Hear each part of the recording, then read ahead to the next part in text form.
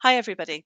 I'm Wendy Loretto. I'm Professor of Organisational Behaviour at the University of Edinburgh, and it's my pleasure to introduce this session on age inclusion at work in Scotland. I'm going to start the session by presenting some reflections gathered through my research over 20 years about the progress we've made on age inclusion in the workplace, but also to highlight some challenges and some directions for us to go in the future. My caveat is that my only certain reflection on that time is that I have grown older and I am now very firmly in that category of older worker or over 50. Enjoy the session. So, what's been happening over the last 20 years in terms of age discrimination and age inclusion in the workplace? Well, I think there's some positives, but I think we've got some way to go. So, I've got 4 points that I want to share with you this morning or today. The first of these is we have seen the introduction of legislation against age discrimination. And for those of you like me who remember the fight to get that, that was really hard won. And I think it was really positive, bringing age into line with the other protected characteristics. However, I do think we've further to go. So it's still harder to show detriment on grounds of age compared to other protected characteristics if somebody takes a case to employment tribunal. And we see that, for example, age discrimination is accepted in a way that other isms aren't. For example, we still have age discriminatory birthday cards. In fact, we probably laugh at them. I do sometimes. But the fact is, we wouldn't laugh at people for their race, their gender, their sexual orientation, their religious beliefs. So I think in some ways that has meant in practice in the employment tribunal area, that has made it harder to prove that there's detriment if age discrimination takes place. I think we've also, and certainly this is what my research has been showing over a long number of years, is that we have what we call unintended consequences of the withdrawal of age management. What I mean by this is that employers are so afraid of actually committing age discrimination that what they have done is stopped sometimes age sensitive conversations or policies, for example, in helping preparing employees come up to retirement or have conversations about when somebody might like to retire. The second positive that we've seen is the removal of compulsory retirement. So you may recall that when the age discrimination legislation was first introduced in the mid 2000s, actually you could still ask people to retire at age 65. That was then outlawed because it wasn't seen to be compliant with the EU legislation, and that was finally outlawed in the UK in 2011. That's great. However, we still have a loophole in the form of employer justified retirement ages. And this is where an employer can set a retirement age if it's a proportionate means of reaching a legitimate aim. And there has been some quite bitter case law, some of it actually in my own sector, in the university sector, where employers have tried to set retirement ages saying that if we don't have a retirement age, we can't make way for younger people to come into the workforce. At the moment, the case law is rejecting that and saying that that is absolutely not the case. And in fact, I would also add, in terms of statistics and employment statistics, older people are not bed blocking jobs for younger people. However, I think we can probably expect some case law to continue on that point because it is quite contested. My third point is that in a positive way, the over 50s have been the fastest growing employment group in recent years, or groups, I would add, given the vast range of ages from 50 upwards to mid 80s in some cases. However, I think again, perhaps the very positive headlines were overstated, and also we're seeing maybe a reversal of those growth trends now. So pre-COVID, I think the growth, albeit it was the fastest growing employment groups, but that was against a background of static status for other ages, or indeed reduction in employment rates for younger and mid-age workers. And as I said, post-COVID, we're now getting evidence through to say that over 50s are now becoming more likely to be economically inactive. We don't quite know what that is. We assume that part of it's retirement, people opting to take retirement earlier, but indeed, some of it may well be coming out of employment because of ill health, or coming out of employment to care for others who may be ill. So those trends are definitely reversing.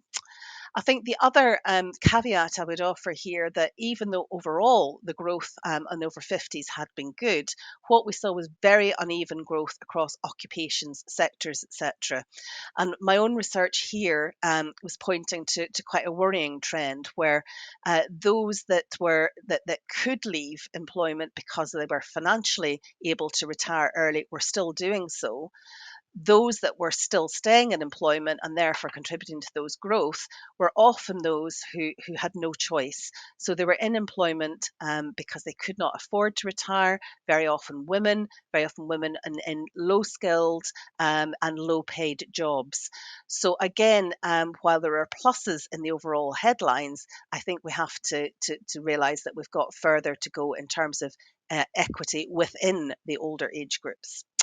And my final point is that, and this really is a positive, and I think this ties into the other talks in this session, is that employers have become more interested in age inclusion, and that for me is one of the gratifying things to see over the last 20 years. But yet again, we've got further to go. While there has been a really welcome increase on retaining the over 50s, and that is indeed very positive, there is less on how we can recruit new over 50s into the workforce, and that's where business in the communities work, I think, is really important. And indeed, statistics show us that training or retraining do lag behind, that people over 50 are less likely to get training than younger workers. I think also the area that we've still got further to go on that is that we do need support for employers from wider institutions. What am I talking about here? I'm talking about government, I'm talking about benefits agencies, etc., in order to be able to really support the full inclusion of over 50s in our workforce. And I'll hand you over now to the next presentation. Thank you. I'm Anna Savage, the Programme Manager for the Age at Work programme with the Business in the Community in Scotland. Age at Work in Scotland supports anyone living in Scotland aged over 50 to remain in or return to work in order to help them to have enough income to stay connected and enjoy a fuller working life. I'm going to share with you how our programme, which supports and works with individuals rather than businesses, has evolved over the last couple of years. We feel we are very lucky as our funding enables us to work with anyone over 50 living in Scotland and who wants to remain in or return to work. The desire to remain at work was corroborated by the 2020 Age at Work survey, which heard from 300 people across Scotland, Wales, and Northern Ireland. To enable change in employers' recruitment and development practices back in 2019, Business in the Community decided to focus on one sector and to work with them in depth to create understanding and systemic change in their approach to working with individuals aged over 50. The hospitality sector was particularly receptive to this approach, and with the assistance of the Hospitality Industry Trust, we worked with 5 organisations. Business in the Community ensured a supportive environment for those 50 plus by visiting and talking to staff and identifying appropriate roles for work placements. We successfully completed a pilot programme and set in motion a programme to begin in spring. COVID sadly hit in March and the plans had to change. The pre-placement training still went ahead, but all the face-to-face work placements had to be cancelled. In order for us to stay connected with our over 50 client group in this new and challenging environment, we surveyed them to find out what was important to them work-wise going ahead. This survey revealed that 68% of those surveyed wanted change of some sort. Of the 68%, 10% wanted to stay in the same company. 11% wanted to move to a different company or sector. 19% wanted to stay in the same sector or role, and 28% wanted to go back into work in a new sector.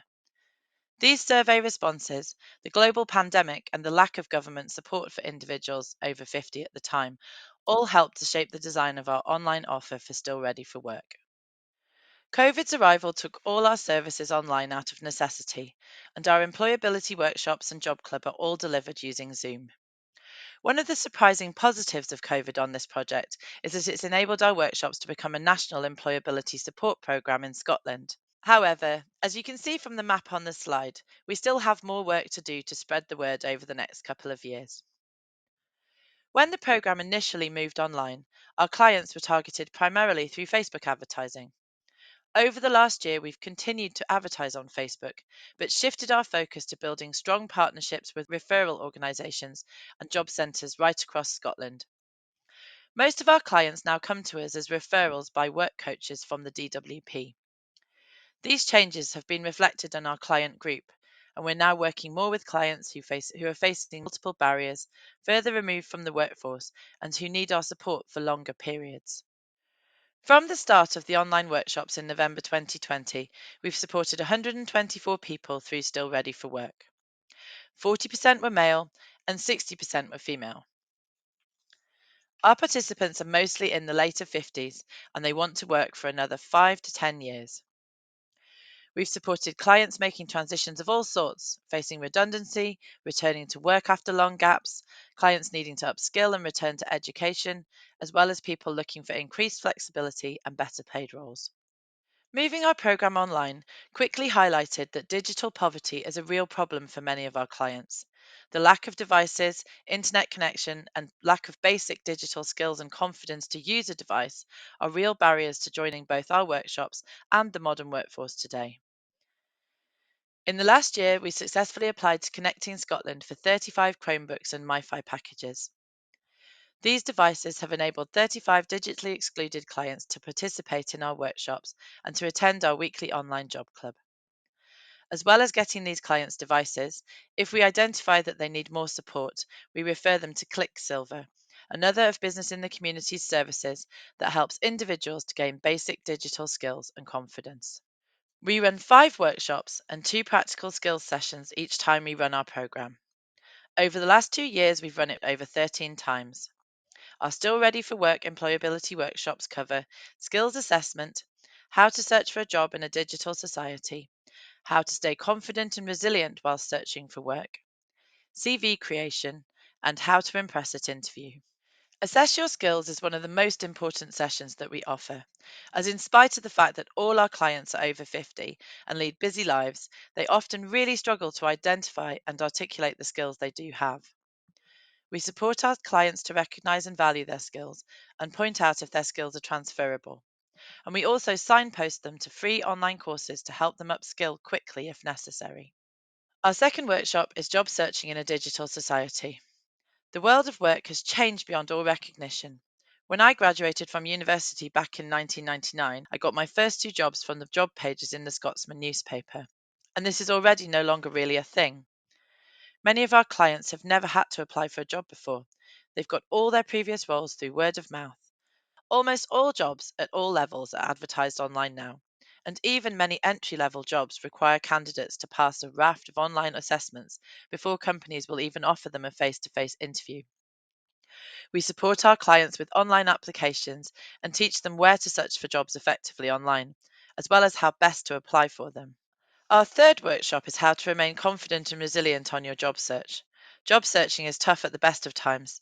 Add a global pandemic into the mix and it got a whole lot tougher. Most employers don't even bother to let applicants know they've been unsuccessful now, and facing rejection is never easy. Many of our clients have been made redundant, which really saps your confidence. So in this workshop, we share tips and advice on how to stay as confident and resilient as possible on their job search and encourage them to share what works well for them. We try and reassure clients that it isn't odd to not feel confident applying for roles, as it's not something they do very often. Confidence comes from practice, so we encourage them to practice as much as possible. As I mentioned before, many of our clients have never really needed to have a formal CV before. In our CV creation workshop, we ensure that our clients' CVs look as modern as possible and focus on removing sentences and information that ages them, such as dates of birth and hobbies. We acknowledge any gaps and try to close them wherever possible. We actively encourage our clients to only apply for jobs they genuinely want and to take the time to tailor their CV and to write a cover letter every time, as we know that this really does pay dividends. In our interview skills session, we focus heavily on online interviews and support our clients to present themselves well using Zoom and Teams and allow them the opportunities to practice.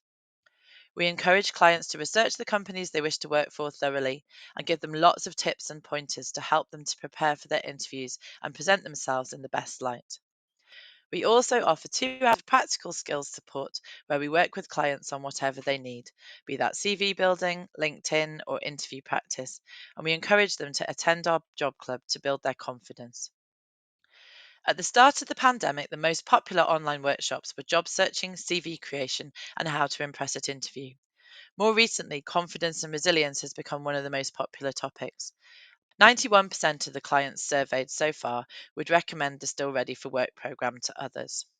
I'm now going to share a video of Cliff Davitt's story of how he worked closely with us last year to get back into work in a job he loves at Waitrose. Hi, my name's Cliff Davitt. I first got involved with the project April, May last year. I had a stroke, so I found it through the Stroke Association, and I got involved and I've done all the workshops. There was 2 a week. Through that, I got a placement in Waitrose. So I've done 2 month temporary, now I'm on a permanent contract.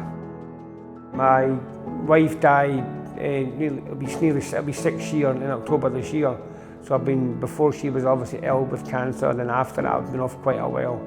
So I only went back to my previous employer in 2017. It was in a warehouse, so you were lifting like up to 25 kilo bags of fruit and veg. Then 3 years ago I had a stroke. It was just a case of really getting back to work, doing that sort of 3-4 days a week, maybe 30 hours a week, just gaining that confidence. The Age of Work programme definitely helped me, I think, find my skills. I obviously had skills to get to this far in life, but I think the Age of Work programme helped me identify them. And I was going for the job, obviously, I was doing the placement at Waitrose first, and I thought, I've never worked in a shop before, so what skills have I got? But I actually found out a lot of them were transferable. I worked in a warehouse, and it was quite similar. You're still making up orders, you're still putting stuff away, you're rotating stock, so there was a lot of similarities. For us, it's really key when we're starting a recruitment process that we bear in mind that age is one of the 9 protected characteristics, and the training that we're provided as hiring managers within John Lewis and Waitrose is really thorough and fantastically clear on all of those key elements that we need to look at when considering diversity, inclusion, bias. So by doing that, we, especially in the current climate, we've got a wide variety of potential talent there and experience that can really contribute so much to our business. The people who done the programme accepted the fact I was over a certain age years ago. Myself, obviously at my age, you went to a job centre and had to look for a job, or you looked in the local paper. But now it's all done online. But once I was showed how to do it and showed what websites to use, yeah, I found it a lot easier, yes. The interview session, it gave you the confidence. Although it was not a real interview, but you found you were getting asked the same questions you would have got asked at an interview. So yeah, without a doubt, it certainly made a difference. So when you went for an interview, you sort of half expected what you were going to be asked. There's a lot of benefits from recruiting a multi-generational team. It really helps with the atmosphere and the culture that's in the branch. It covers all our operational needs, but also adds a great extra element to how engaged and connected the team are together. People here have been lovely. They've all been nice, from the partners on the shop floor right up to the sort of HR people, the assistant manager, the store manager. They've all been absolutely fantastic.